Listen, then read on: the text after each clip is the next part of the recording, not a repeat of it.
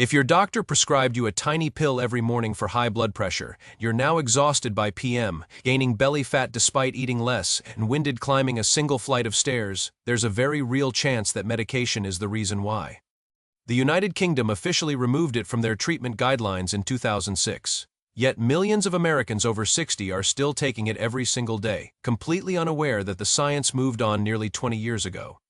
I'm going to show you exactly what this medication is, the landmark study that changed everything, and the two alternatives that research now proves work better for seniors without destroying your energy, your metabolism, or your ability to stay active. This channel brings you evidence-based health research designed specifically for adults over 60.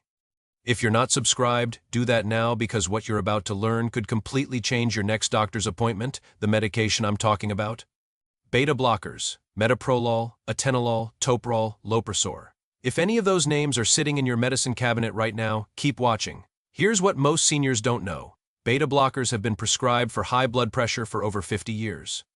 Doctors write tens of millions of prescriptions annually. They're cheap, they're familiar, and for decades they were considered the gold standard. But in 2005, everything changed. A massive study called the ASCOT Trial followed over 19,000 patients with high blood pressure. Half took beta blockers, the other half took calcium channel blockers. The trial was stopped early because the results were so clear it became unethical to continue. The group on beta blockers had 23% more strokes, more heart attacks, and significantly more new diabetes diagnoses. 23%, that's not a rounding error. Following this study, the United Kingdom's National Institute for Health removed beta blockers from their recommended first-line treatment for high blood pressure. They are no longer the preferred choice in British medical guidelines. Yet here in America, millions of seniors remain on them simply because their doctor prescribed it years ago and nobody ever revisited that decision. And the damage happening in your body right now goes far beyond just blood pressure numbers. Let me show you exactly what I mean.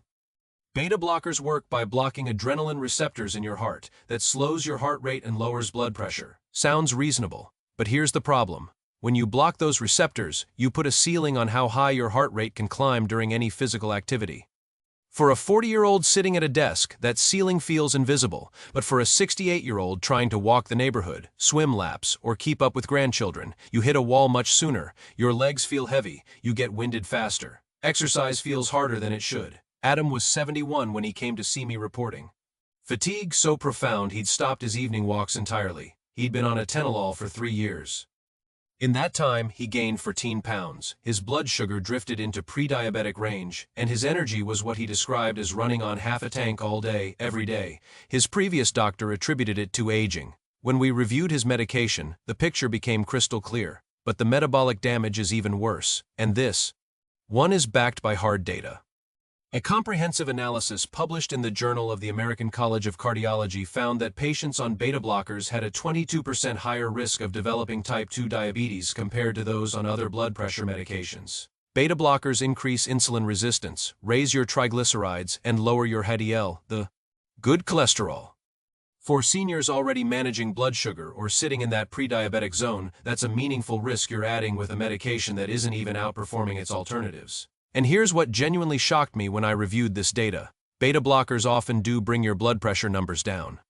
The cuff reading looks acceptable, but underneath, you're experiencing metabolic disruption, cardiovascular risk, and slow erosion of your quality of life. If you're currently taking Metoprolol, Atenolol, or another beta blocker for your blood pressure, comment reviewing mine right now. I read every response and your question. Might become a future video. Now here's the third problem that genuinely terrifies me as a physician. Beta blockers can cause orthostatic hypotension. That's a sudden drop in blood pressure when you stand up from sitting or lying down, that brief dizzy feeling when you rise from a chair. For a 73-year-old, that's not just uncomfortable. That's a hip fracture waiting to happen. Hip fractures in seniors over 70 carry a 1-year mortality rate approaching 30%. A medication-induced fall is not just a fall. It's a life-altering event, and this risk is completely avoidable with better medication choices. Before I tell you what the research supports as better alternatives, I need to say something that could literally save your life. Never stop a beta blocker on your own without medical supervision. Stopping abruptly can trigger a dangerous rebound effect, spiking your heart rate and blood pressure rapidly, and in some cases triggering a heart attack or serious arrhythmia. Any transition must be supervised by a physician and done gradually over several weeks. What I'm giving you today is information to bring to your doctor, not permission to make changes on your own. So what does the evidence actually support as better alternatives? Two medication classes stand out clearly. First, calcium channel blockers. Amlodipine is the most commonly prescribed. The ASCOT data strongly favored this class over beta blockers. It doesn't carry the same metabolic risks. It doesn't limit your exercise capacity. And a large analysis in the British Medical Journal confirmed that amlodipine was associated with significantly lower stroke risk than atenolol in elderly patients.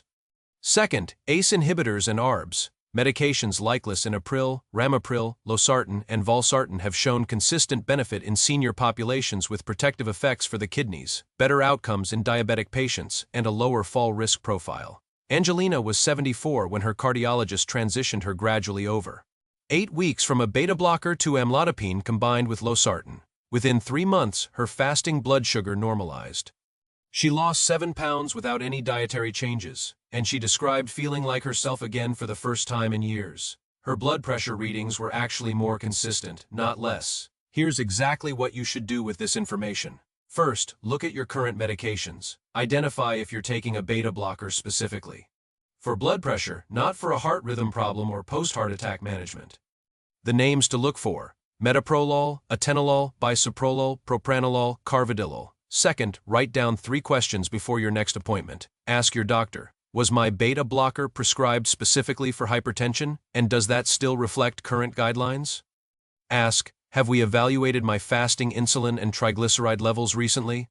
And ask, would I be a candidate for transitioning to a calcium channel blocker or ARB? Third, request a formal medication review. If you've been on the same blood pressure medication for more than 2 to 3 years without reassessment, you're entitled to ask for one. Fourth, begin tracking your symptoms now. Keep a simple daily log of your morning blood pressure, your energy level on a scale of 1 to 10, and your fasting blood sugar if you monitor it. 3 to 4 weeks of data gives your physician something concrete to work with. One critical point: there are absolutely patients for whom beta blockers remain the correct medication. If you have coronary artery disease, a history of heart attack, diagnosed heart failure, or certain arrhythmias including atrial fibrillation, the evidence supporting beta blockers is solid. The concern we've discussed today applies specifically to seniors whose only diagnosis is hypertension without an accompanying cardiac condition. If your blood pressure medication is leaving you exhausted, your weight is creeping upward, your blood sugar is trending the wrong direction, and your prescription hasn't been reviewed in years, you now have the research, the language, and the specific questions to walk into that appointment differently. You deserve a treatment plan built on current evidence, not decades-old habits. Comment reviewing mine if you're planning to bring this to your doctor. Share this with someone you love who's struggling with blood pressure management. One conversation armed with the right information can genuinely change outcomes.